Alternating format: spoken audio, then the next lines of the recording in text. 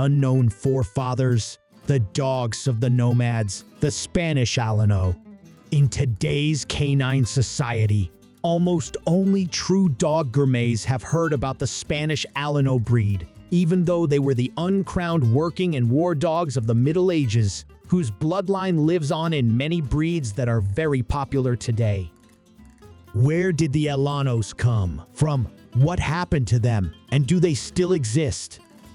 Dogs of nomadic Alans. According to the current knowledge of cynologists, Alano-type dogs may have been introduced to Europe around 400 AD when the territory of present-day Spain was invaded by the Alans, who were part of the armies of Attila the Hun. The study of today's descendants of this special breed shows the surprising result that the origin of the Alanos cannot be linked to any European dog breed or type known today, but many modern dog breeds known almost all over the world carry the genes of the Alanos, so these special Spanish dogs were certainly among the ancestors.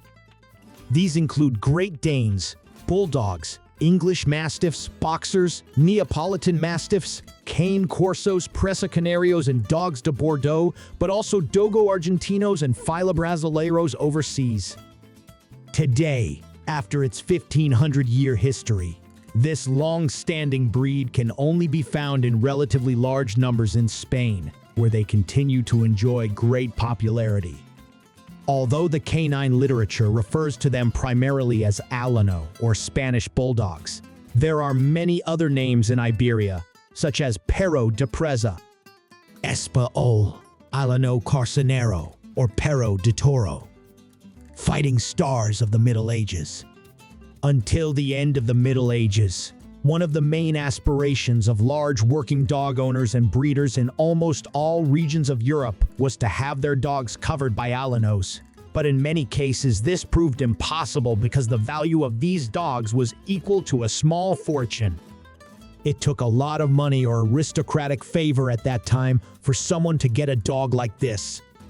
What was the reason for this extremely huge demand for Alanos?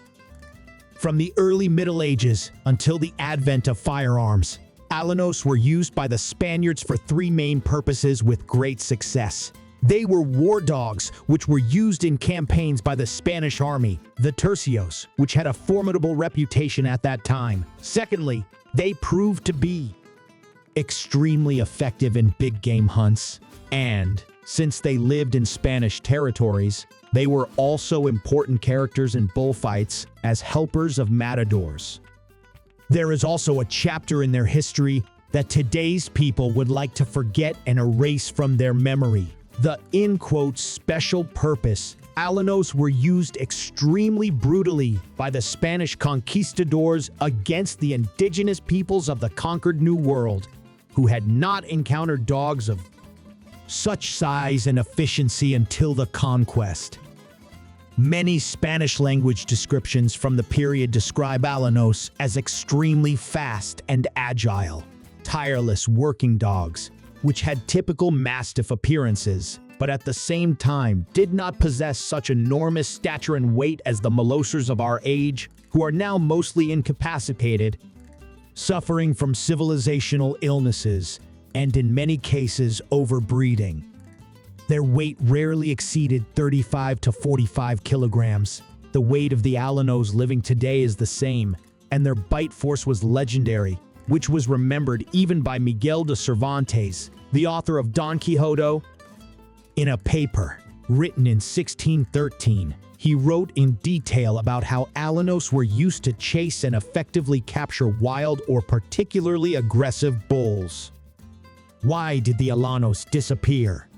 Like other large, highly capable working dogs, see Old English Bulldogs, the popularity of this breed waned by the mid to late 19th century, which can be attributed to three main reasons: the advent of firearms and mass armies, and the decline of the old traditional Spanish style of fighting with pikes from the late 1600s onwards, made centuries of traditional cooperation between Alanos and soldiers radically changed European battlefields. The significant improvement in the accuracy of hunting firearms eliminated the traditional Spanish method of hunting, the so-called ronda, which had previously been based entirely on the cooperation between the hunter and the alanos. In 1883, a law was passed banning dogfights, which was a common task of the alanos in Spain, but also significantly restricted the conditions under which these dogs were used in bullfighting. Subsequently, the use of this breed was limited to those who preferred traditional hunting and cattle ranchers. The last blow in the history of the Alano came during the Spanish Civil War, when most of the already minimal Alano stock was wiped out by the soldiers of the opposing sides. This final blow almost led to the complete extinction of this breed, and nobody knew anything about Alanos for many decades. Rebirth. At the beginning of the 1980s, various Spanish dog organizations attempted to regenerate the traditional Spanish dog breeds, which by then were considered extinct, one of the priority goals of which was to save the Alanos. Enthusiastic researchers set out for more remote Spanish regions, like Cantabria and the Basque Country, where, to their surprise, they found a still living Alano population of about 300 individuals. Special remark: quite the same happened in Italy with Cayenne Corzos. These dogs were examined and accurately described with the help of the University of Cordoba. Thanks to them, the breed survived and is in its second flowering in Spain. After 10 years of research and regeneration, the Alano breed was adopted as an independent dog breed by the Spanish Canine Association in 2003.